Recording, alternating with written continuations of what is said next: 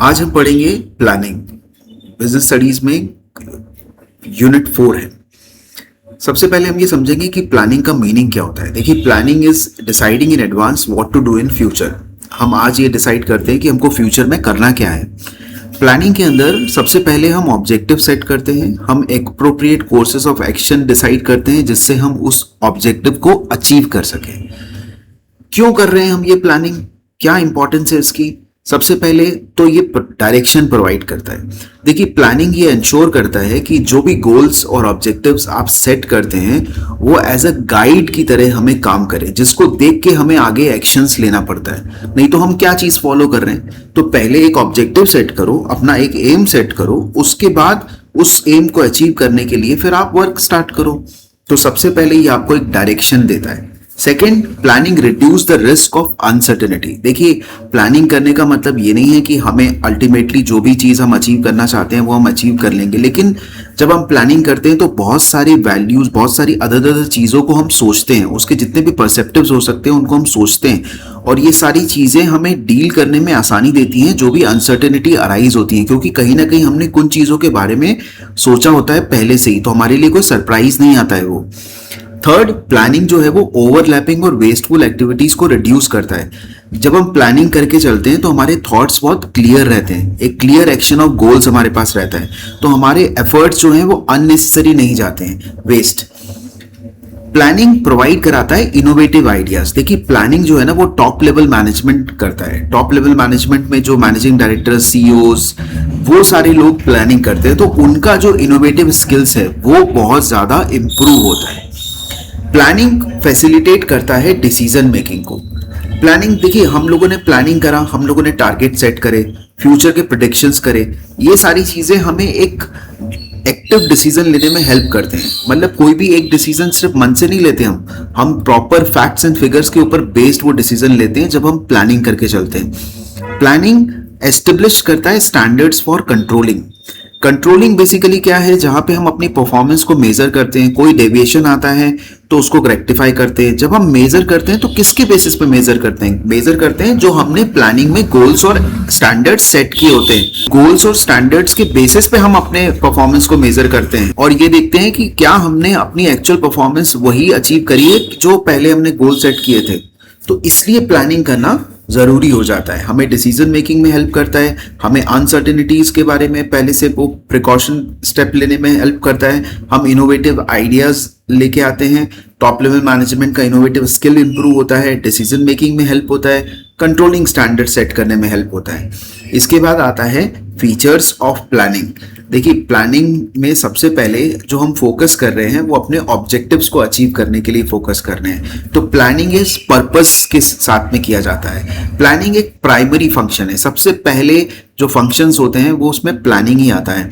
हमने पढ़ा first chapter में कि सबसे प्राइम फंक्शन इज प्लानिंग, फिर उसके बाद organizing, staffing, directing and controlling other functions आते हैं। प्लानिंग परवेसिव है। हर लेवल ऑफ मैनेजमेंट में प्लानिंग प्रेजेंट रहता है, चाहे टॉप लेवल मैनेजमेंट हो, मिडिल लेवल मैनेजमेंट हो या लो लेवल मैनेजमेंट हो।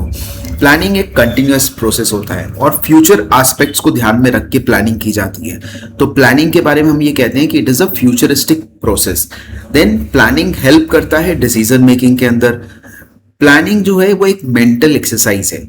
हमें अपने इमेजिनेशन को, इंटेलिजेंस को, फोरसाइटनेस को यूज करना पड़ता है प्लानिंग करने के लिए। तो प्लानिंग के फीचर्स को जब हम समराइज करेंगे तो हम इस पॉइंट पे आएंगे कि प्लानिंग जो है वो सबसे पहले अपने गोल्स को अचीव करने के लिए फोकस करने में हेल्प करता है। प्लानिंग प्राइमरी फंक्शन है, हर लेवल पे प्रेजेंट है, परवेसिव है, कंटिन्यूअस प्रोसेस है, फ्यूचरिस्टिक प्रोसेस है, डिसीजन मेकिंग में हेल्प करने वाला प्रोसेस है, प्लस ये एक मेंटल एक्सरसाइज है। अब हम समझते हैं कि ये जो प्लानिंग है इसकी कुछ लिमिटेशंस भी होते हैं। देखिए, प्लानिंग करने के बाद हम मोस्टली ना थोड़ा रिजिड हो जाते हैं। हम लोग जो भी हमने डिसाइड किया होता है हम उसी को फॉलो करने की कोशिश करते हैं, कुछ नया नहीं करते हैं। प्लानिंग जो है वो हम डायनेमिक एनवायरनमेंट जब है होता है तो वहां पे कई बार हमको थोड़ी बहुत डिफिकल्टी आ सकती है, क्योंकि आपने प्लान सेट करे थे कुछ एजम्पशंस लेके। हो सकता है करंट सिचुएशन, रियल सिचुएशन थोड़ी सी चेंज हो जाए, तो डायनेमिक सिचुएशंस रहती हैं, चेंजिंग सिचुएशंस रहती हैं, तो कई बार प्लानिंग वर्क नहीं भी करता है।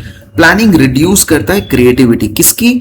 Middle level lower level management की, क्योंकि मैंने आपसे बोला कि प्लानिंग जो है वो टॉप लेवल मैनेजमेंट करता है, उनका तो इनोवेटिव स्किल इंक्रीज होता है, लेकिन जो middle level lower level management है उनको सिर्फ फॉलो करना होता है, तो उनका कुछ क्रिएटिविटी स्किल्स नहीं आता। प्लानिंग में कॉस्ट और टाइम दोनों इन्वॉल्व होता है, और जैसा हमने समझा कि प्लानिंग जो है वो सिर्फ गारंटी नहीं करता है कि आपको सक्सेस मिलेगी ही सही, बस थोड़ा सा आपको हेल्प कर सकता है फ्यूचरिस्टिक की चीज़ों के लिए। अब हम प्लानिंग करते कैसे हैं, तो उसका प्रोसेस क्या है। सबसे पहले आप ऑब्जेक्टिव सेट करते हैं। देखिए शॉर्ट टर्म गोल्स जो होते हैं ना हमारे, वो हमारे ऑब्जेक्टिव्स होते हैं। आने वाले 2-3 साल में हमें क्या चीज़ अचीव करनी है, वो हमारे ऑब्जेक्टिव्स हैं। तो बहुत क्लियरली हम उसको राइट ऑफ करते हैं, रिटर्न करते हैं। रिटर्न करने के बाद हम उसको ये समझते हैं कि हमें क्या चीज़ों को अचीव करना है, प्रॉपर न्यूमेरिकल टर्म्स में हम उसको राइट डाउन करते हैं। ये बहुत जरूरी होता है ऑब्जेक्टिव्स को। ऐसा नहीं कि मन में सोच लिया हमें नंबर 1 बनना है, भाई कितनी सेल्स करोगे, नंबर्स बताओ, कितना अचीव करोगे उसके नंबर्स बताओ। तो वो नंबर्स के ऊपर ऑब्जेक्टिव सेट किए जाते हैं। फिर इन ऑब्जेक्टिव्स को अचीव करने के लिए हम कुछ प्रेमाइसेस मतलब अजम्पशंस बनाते हैं कि किस तरीके से हमारा सिचुएशन रहेगी, किस तरीके से हमारे प्लानिंग वर्क करेगा, क्या क्या चीज़ें रहेंगी जो हमें सोचनी चाहिए जब हम प्लानिंग कर रहे होते हैं। कोई पर्टिकुलर मंथ है जहाँ पे कुछ ज़्यादा सेल्स होगा, कुछ पर्टिकुलर मंथ्स में कम सेल्स होगा। ये प्रॉपर एजम्पशंस हम लेके चलते हैं। जितने भी हमारी प्लानिंग होती है उसको अचीव करने के लिए क्या क्या कोर्सेज ऑफ एक्शंस हो सकते हैं, वो सारे अल्टरनेटिव कोर्सेज को एक्शंस को हम आइडेंटिफाई करते हैं। आइडेंटिफाई करने के बाद जो बेस्ट रहता है उसको हम इवैल्यूएट करके सिलेक्ट करते हैं। तो हमने जो प्लानिंग करा उसमें ये देखा कि हमने क्या क्या कोर्सेज ऑफ एक्शंस हम ले सकते हैं, उस गोल को हम कैसे अचीव कर सकते हैं। उसके बाद 4th स्टेप में हमने उसको इवैल्यूएट करा, उसके पॉन्स कॉन्स सब नेगेटिव पॉजिटिव पार्ट सबको देखा। उसके बाद हमने एक बेस्ट अल्टरनेटिव को सिलेक्ट करा जिसको हमने इंप्लीमेंट कराना शुरू करा, और फाइनली हमारी इंप्लीमेंटेशन के बाद हमने उसको फॉलो अप लिया कि क्या वो चीज सही तरीके से हो भी पा रही है कि नहीं हो पा रही है। तो प्लानिंग करने के लिए सबसे इंपॉर्टेंट चीज क्या होती है, सबसे पहले जब हम प्लानिंग प्रोसेस स्टार्ट करते हैं तो सबसे पहले हम ऑब्जेक्टिव सेट करते हैं, अपने एजम्पशंस बनाते हैं। सेकंड स्टेप में आइडेंटिफाई करते हैं कि अल्टरनेटिव कोर्सेज ऑफ एक्शंस क्या क्या हो सकते हैं, उनको इवैल्यूएट करते हैं, उसमें से बेस्ट अल्टरनेटिव को सिलेक्ट करते हैं, उसको इंप्लीमेंट कराते हैं, और फिर उसका फॉलो अप लेते हैं कि वो एज पर हमारे गोल्स अचीव हो रहा है कि नहीं हो रहा है। फाइनली हम समझते हैं प्लानिंग चैप्टर के अंदर कि टाइप्स ऑफ प्लान कौन कौन से होते हैं, कितने टाइप्स ऑफ प्लान्स रहते हैं। देखिए सबसे पहला प्लान जो है वो गोल्स है। गोल्स क्या है, गोल्स हमारे कलेक्टिव एंड्स हैं जिसके लिए ऑर्गेनाइजेशन वर्क कर रही है। ये लॉन्ग टर्म रहता है, 5 ईयर्स 10 ईयर्स 15 ईयर्स। अल्टीमेटली हम किस चीज को अचीव करने के लिए काम कर रहे हैं। उन गोल्स को अचीव करने के लिए फिर हम ऑब्जेक्टिव्स बनाते हैं। वो ऑब्जेक्टिव्स जो रहते हैं वो न्यूमेरिकल टर्म्स में रहते हैं, बड़े स्पेसिफिक रहते हैं, और उन ऑब्जेक्टिव्स को अचीव करने के लिए अपनी ऑर्गेनाइजेशन में जब हम वर्किंग करते हैं तो अपनी ऑर्गेनाइजेशन में वर्किंग प्रॉपरली तरीके से हो सके। यदि कोई डिसीजन हमें लेना है तो वो प्रॉपरली हम डिसीजन ले सकें, उसके लिए हम पॉलिसी स्टेटमेंट्स बनाते हैं।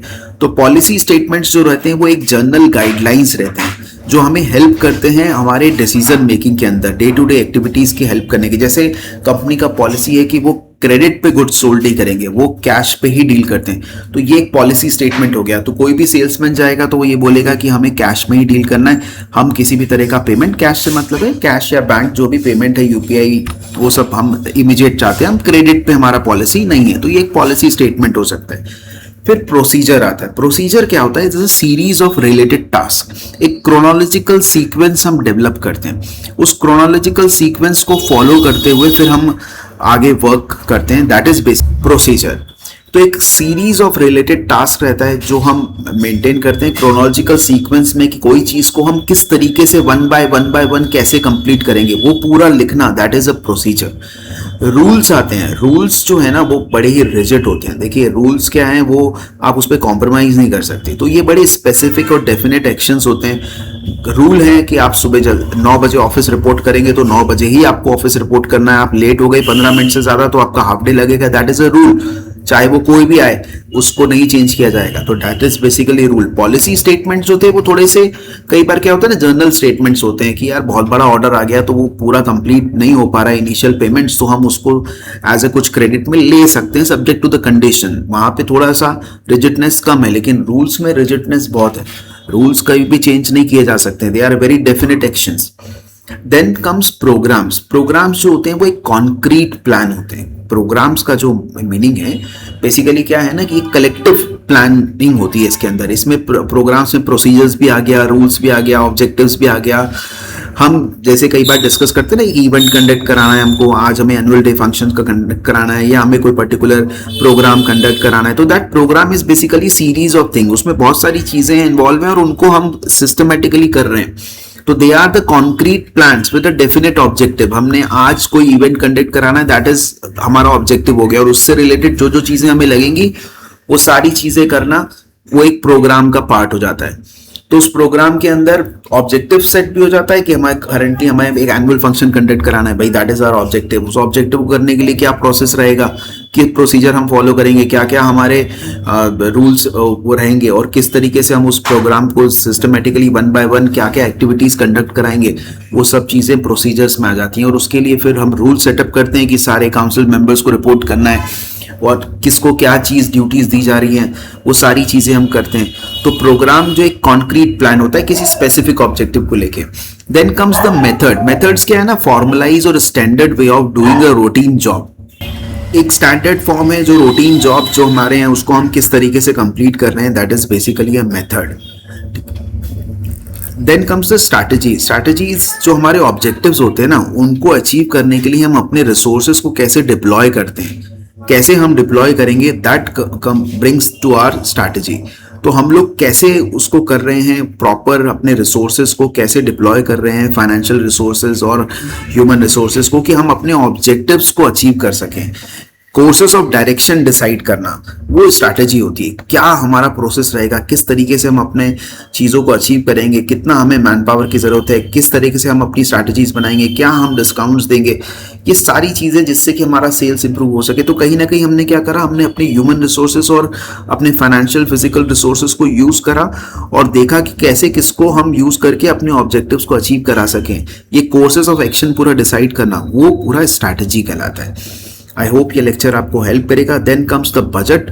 Budget is basically the future needs. जो फ्यूचर नीड्स हमारी हैं उसको हम लोग लिखते हैं, एक फोरकास्ट हम करते हैं कि यदि कैश से रिलेटेड फोरकास्टिंग है तो कैश बजट कहलाता है, यदि प्रोडक्शन से रिलेटेड फोरकास्टिंग है तो प्रोडक्शन बजट कहलाता है। तो इस तरीके से सेल्स से रिलेटेड है तो सेल्स बजट कहलाएगा। तो it is basically the estimation of the future needs based on the current structure, वो बजट रहता है। ठीक है जी, रिवाइज करिएगा, पॉजिटिव रहिए, मुस्कुराते रहिए, हंसते रहिए। मिलते हैं नेक्स्ट क्लास में।